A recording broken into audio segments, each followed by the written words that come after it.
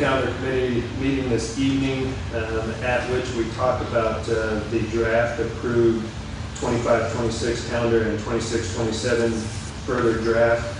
In that discussion, we rolled out plans to Mr. Christian's point this evening regarding the need for increasing collaboration time for our teachers and professionals at our school sites. One of the ideas we're looking at is building in an hour midweek next week in the schedule that teachers can plan and that we can utilize for tutoring support at all of our schools, kindergarten through 12th grade. We're looking at using Wednesday afternoon for an hour to do that.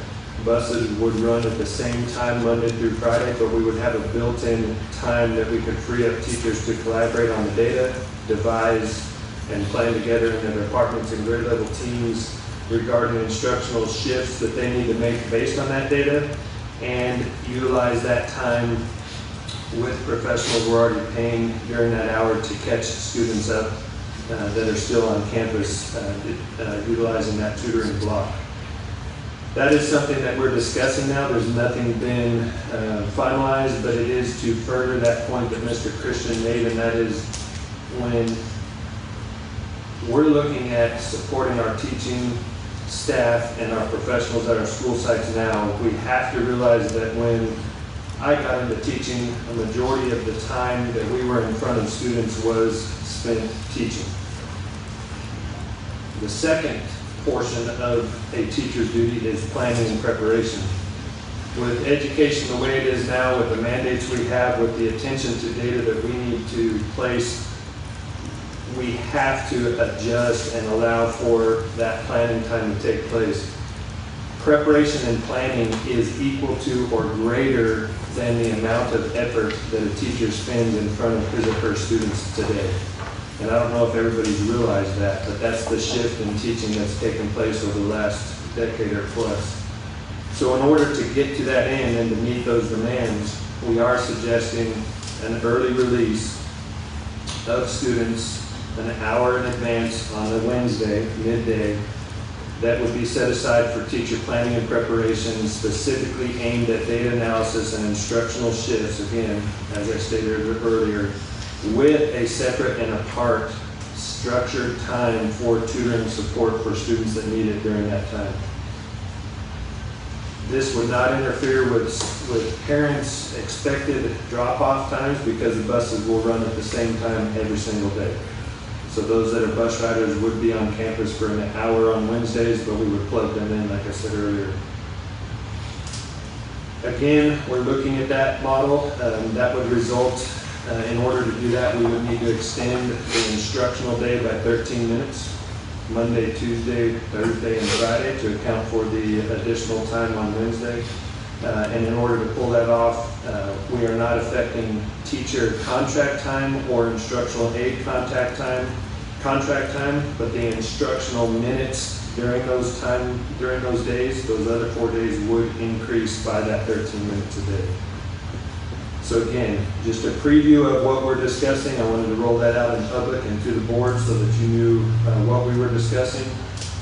We tried to get the calendar committee after we had a chance to roll this out to you all to consider, but it is important for us to keep that momentum moving and have time to communicate that out if we do make such a change prior to next year and include it on the calendar that you will be seeing here in the next month.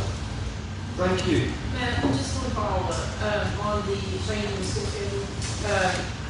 I had no idea that was in the works. I've already had three people reach out to me against it, and I was like, I got nothing to start talking about, and thought they were hearing things. Now apparently they're not. So I do ask that you make sure that the principals and teachers are involved in that decision, because there seems to be a lot of Principals were discussed with it about 5 weeks ago, just as an idea. We got input, pros and cons. We looked at both sides of that. One of the things, if you remember, well, you weren't on the board, but when I first came, HCEA met with us in collaborative conversations, and they really boiled down their request to increase planning time. If I had to summarize the first couple of years we met together, it was, can you allow us more time within the contract day to plan? That's very, very hard to do without affecting the instructional time we're mandated to meet. We are in the process of getting that information out, and Cody is putting out a survey from the calendar committee to all the members of the calendar committee, and then they can pass it on. The calendar committee was overwhelmingly in support of it, HCA is in support of it, and our principals were largely in support of it. So anytime there's a change, there's going to be met with good support, questions about, concerns, or just not supporting in general. But we are in that process now. I just wanted to give you a heads up that we were in that process and considering that at this point. So for all of you said that the kids would leave at the same time? If they would still stay with 3? Bus riders will, So the bus, teaching those kids and teachers. our instructional assistants are working the same schedule, for example, so the instructional assistants would likely be supervising at the elementary level, and then we would have department teams rotate at the middle school and high school potentially. So not every Wednesday would have every teacher freed up to collaborate, because there would be a group at the secondary level, for example, that would provide that supervision throughout. And again, it's an idea, I think, and I didn't plan this with Mr. Christian, but he mentioned we need to be creative and think outside the box. This is truly one of those events, I think, that would benefit us if we consider it, if we think about the intent. And again, the intent is to provide that time within the day, within the contract time, to really look at the data, really look at what gaps are existing with the student achievement and how we need to adjust more frequently. If we did that every week, imagine what we could see. We're doing that every 2 to 3 weeks now. We're doing it 4.5 weeks formally with our benchmarks.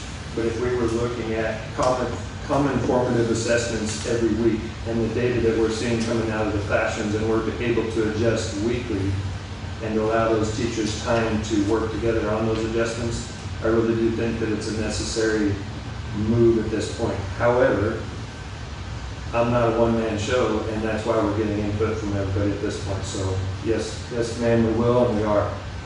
The one thing I would add is